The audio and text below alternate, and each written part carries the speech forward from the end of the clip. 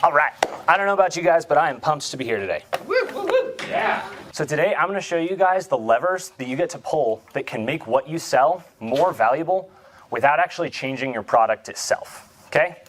So our agency does about 2 to 3 times the Facebook averages or the platform averages for our advertising, meaning they do better than the industry average, and we have about a 26% conversion rate. So this is our SOP for every new client that we get. So any new client that comes on, this is what we do.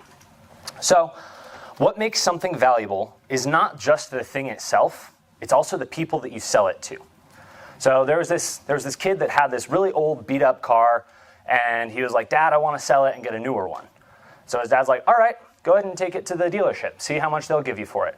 He takes it to the dealership, he's all excited. He's like, "Hey, I've got this car." And they're like, "We'll give you $1,000 for it." And he's like, "I was really hoping there'd be more." And he comes back and he's like, "Hey, Dad, they only gave me $1,000. And he's like, "All right, well, try putting it on Facebook Marketplace. You might be able to sell it for a little bit more there." So then the best offer he got was $6,000, but he's like, still not exactly happy about that offer. And the dad says, "Go take it to the antique shop down the street." So he takes it there and they say, "Sir, this is a 1 of 5. We're gonna pay you $200,000 for this car."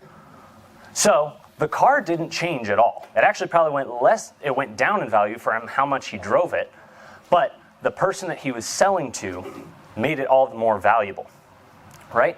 So when you choose the person that you're selling to, you're doing about 90% of the work as far as the value that it provides.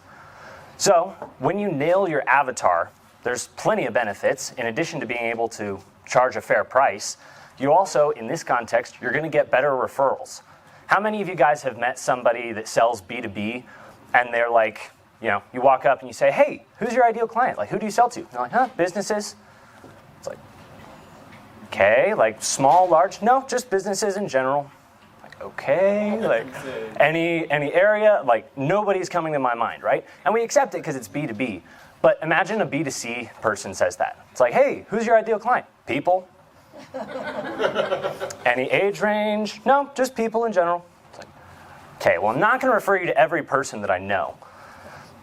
So the more specific you are, the better referrals you're going to get. 2, the stuff itself, which we've already covered, becomes more valuable. So I like to put at least 3 qualifiers on your ideal client, on 3 specifiers that specify who your ideal client is. And watch what happens here. So let's say we sell a time management course. Just a generic, like, we're going to help you save time. You might be able to sell that for $10, $20 just because it's so general.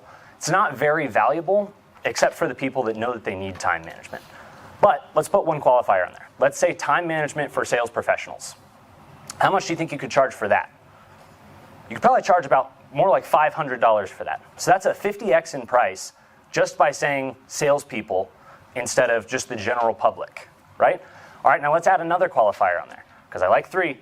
So we're gonna go outbound sales professionals. How much more do you get to charge for that? Because outbound sales professionals have more specific problems than just sales professionals. They're going to want to pay more. It's gonna be more valuable to them. Now let's put a 3rd qualifier on there. Let's put an industry. Let's say home and garden outbound sales reps in the home and garden industry. That's so specific, you could probably charge 50, 100x the price just by adding those qualifiers on there, right? So you get to charge more and it's just more valuable to the person. So keep in mind when choosing, we want to narrow it down at least 3 times. And as long as you're not specifying to that homeless guy on the side of the street, you're probably going to be able to get more money for the thing that you sell. So there's also 3 things that every avatar or every ideal person, in order to provide value to them, they have to have these 3 things. They have to be in pain. They have to be in pain, so that's pretty standard. Like, you have to solve their problem in some way, right? Number 2, they have to have money, which isn't actually the most important thing.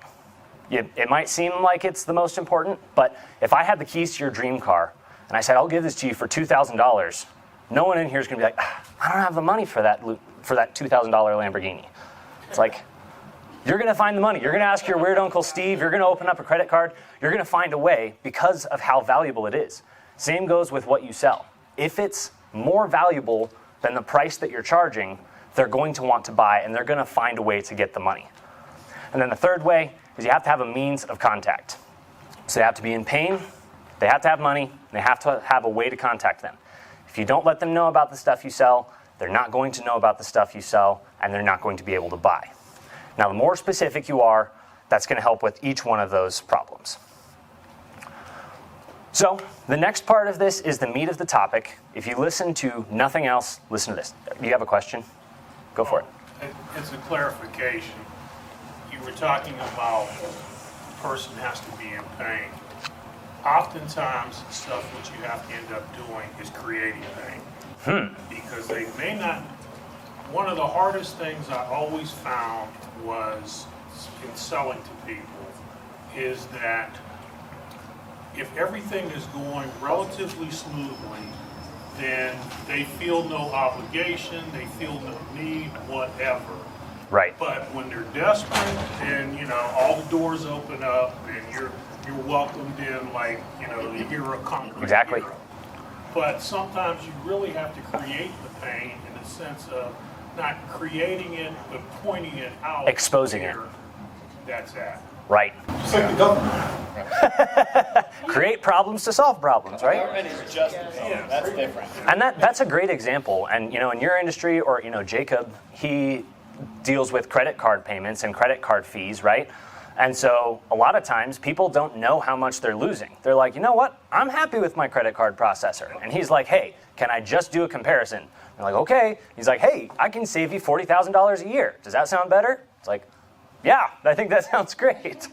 So a lot of times people don't know what they're missing out on. And so a lot of it is also a lot of marketing, and I didn't mean to get into this, but a lot of it is educating them on their pain. Like sometimes they have their known pain that's like, oh my goodness, my energy bills are so expensive, I need solar, versus like, hey, did you know that you can lower your energy bills by X amount by switching to solar? Right, so that's a great point, Chip. But then here is the part that really blew my mind when I first heard it. So these are 4 levers that you get to pull that, again, don't change very much about your product, but make the thing that you sell exponentially more valuable. So the first one is the dream outcome. Now this is also why we started with the avatar, because dream outcomes are different for each person.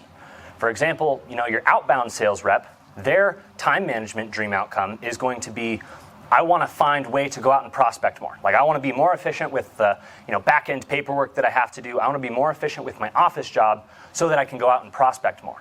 Whereas an inbound sales professional is going to be like, I need to figure out how to best maximize all of my meetings so I can get the most amount of sales in a day. So just by changing the way you say the dream outcome, it appeals to 2 completely different audiences. So you got dream outcome, you've got perceived likelihood of achievement. So the perceived likelihood of achievement really boils down into 2 categories, which are certifications and guarantees.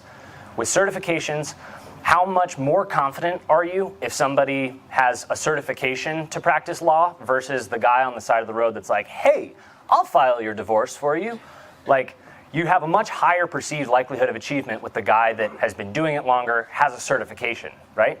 Then the other way is with guarantees, which is, obviously, hey, if you don't get the dream outcome that I'm promising you, I'll give you back your money plus 3 times what you paid. And if you're really confident that you can get them the dream outcome, you're going to be able to make an insane guarantee like that.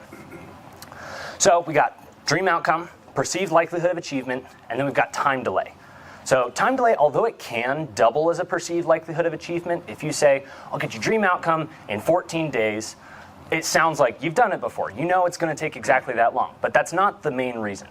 If I said, I'm going to consult with your business and I can get you to $1 million a month in profit, and it's going to take 200 years, how valuable is that?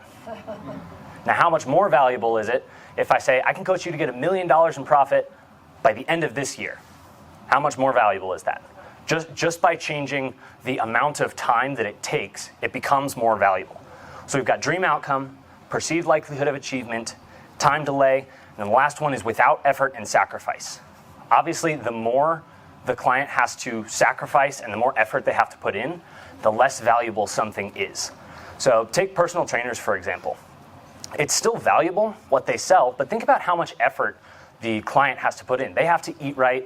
They have to wake up to go to the gym. They have to go to the gym. Like, they've got a ton of effort and sacrifice associated with their product.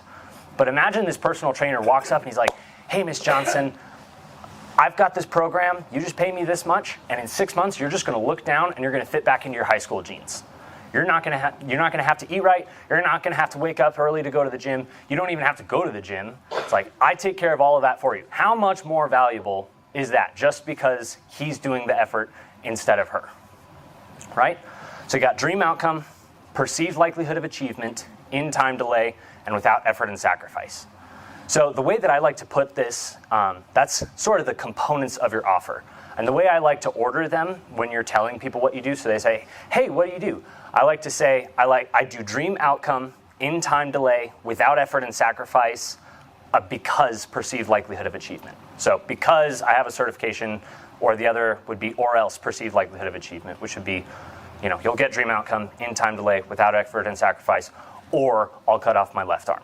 So, do you guys have any questions? If a client that you have is only able to do one thing with you, what would that one thing, the most impactful thing that you can offer a client, what would that be? I would say going through this process.